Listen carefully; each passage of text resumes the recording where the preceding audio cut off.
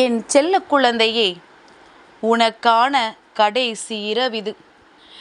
நாளைய விடியலில் வருகின்ற முதல் செய்தியில் என் பிள்ளை நீ நிச்சயமாக மனம் மகிழத்தான் போகின்றாய். அப்படி என்ன நடக்கின்றது உன் வாழ்க்கையில்? என் பிள்ளையே, நீ அழுத காலங்கள் எல்லாம் போதும். நீ பட்ட அவஸ்தைகள் எல்லாம் போதும். நீ பட்ட வேதனைகள் எல்லாம் போதும். இனிமேல் வாழ்க்கையில் நீ சிந்திய அத்தனை கண்ணீருக்குமான சந்தோஷத்தை பெறப்போகின்றாய். என் தங்கமே, நாளைய விடியல் விடியும் பொழுது உனக்கான மனமகிழ்ச்சியான செய்தி ஒன்று நிச்சயமாக உன்னை தேடி வரும். என் தங்கமே, இந்த வராகியின் மீது நம்பிக்கை வைத்து நீ கேட்கின்ற இந்த வாக்கானது நிச்சயமாக பொய்யாகி விடாது. ஏதாவது ஒரு வகையில் நாளை உன்னுடைய மனதை மகிழ்விக்கின்ற செய்தி ஒன்று நிச்சயமாக உன்னை வந்து சேரும். என் தங்கமே, சில நாட்களாக நீ எதிர்பார்த்து நின்று கொண்டிருக்கின்ற ஒரு விஷயத்தில் உனக்கு நல்ல முடிவு கிடைத்துவிடும். என் பிள்ளையே, எப்பொழுதும் நீ என்ன சொல்கின்றாய் தெரியுமா? அம்மா, நான் தினம் தினம் உன்னை தான் நினைத்து கொண்டிருக்கின்றேன். ஒவ்வொரு நொடியும் உன்னை மட்டும்தான் நினைத்து கொண்டிருக்கின்றேன். என்னுடைய வேண்டுதலை நிறைவேற்றி கொடு அம்மா என்று என்னிடத்தில் கேட்கின்றாய். என் தங்கமே, அதுபோல உன் வராகி நானும் அப்படித்தான். ஒரு நாளும் என் பிள்ளையை மறந்தது கிடையாது. நானும் இங்கு ஒவ்வொரு நொடியும் என் பிள்ளையின் நலனுக்காக என்ன செய்ய வேண்டும் என்றுதான் எதிர்நோக்கி நின்று கொண்டிருக்கின்றேன். உன் வாழ்க்கையில் எல்லாமே சரியான பாதையில்தான் சென்று கொண்டிருக்கின்றது. என் தங்கமே, அதை நீ முதலில் தெளிவாக புரிந்து கொண்டாலே உனக்கு போதும். என் தங்கமே, மற்றவர்கள் யாரும் உன் வாழ்க்கை பயணத்தை புரிந்து கொள்ளப் போவதில்லை.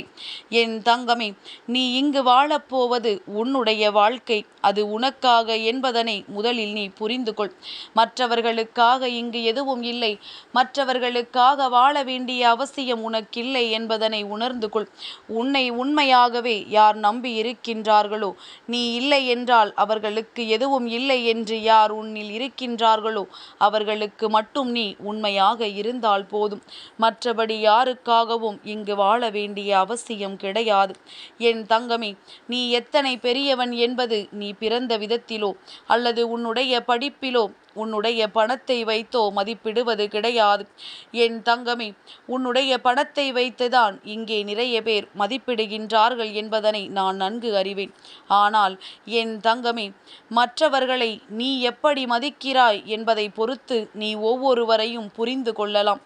என் தங்கமே, யார் உன்னை என்ன நினைத்தாலும் அதை பற்றி கவலைப்படாதே.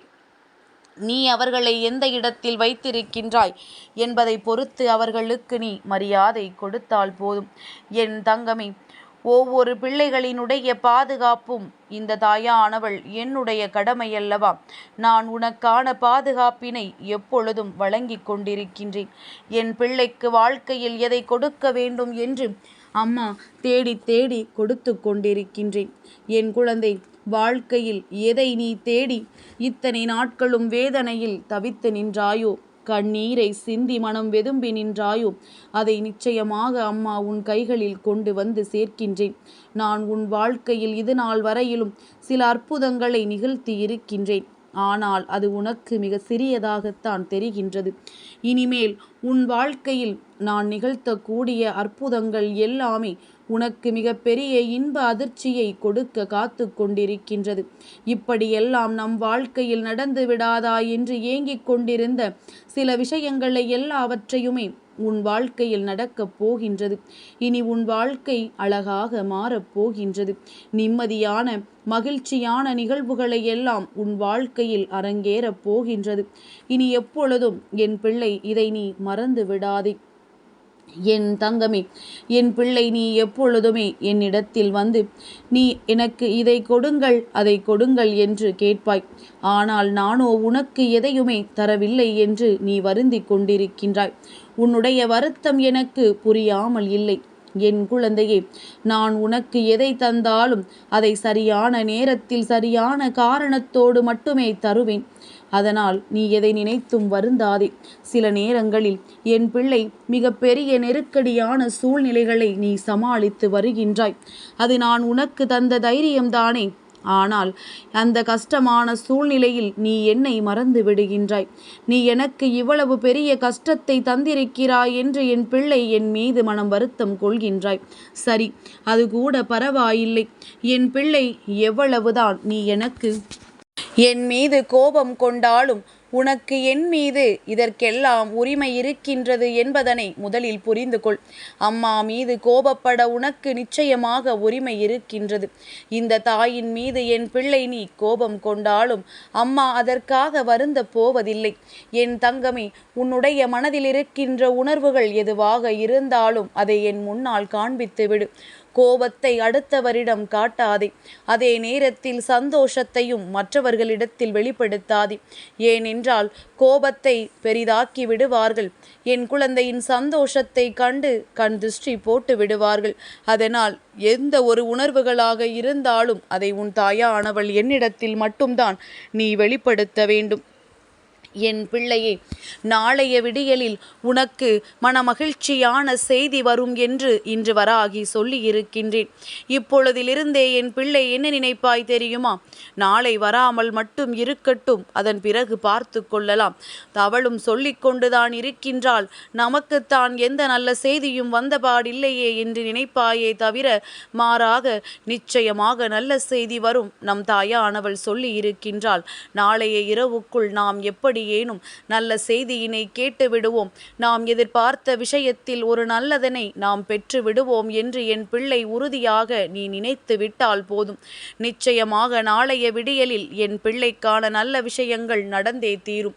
என் குழந்தையே, உன்னுடைய மனதில் இருக்கின்ற ஒவ்வொரு விஷயங்களையும் நீ எந்த அளவிற்கு உறுதியாக நம்புகின்றாயோ அந்த அளவிற்கு அவையெல்லாம் உனக்கு தொடர்ச்சியாக நடக்கும் என்பதனை நீ புரிந்து கொள்வாய்.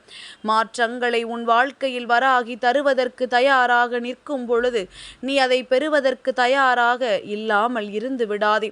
எப்பேற்பட்ட கஷ்டத்திலும் இருந்து நம் தாய் நமக்கு நல்ல சூழ்நிலையை உருவாக்கி கொடுப்பாள் என்பதனை என் குழந்தை நீ முதலில் முழுமையாக நம்பு.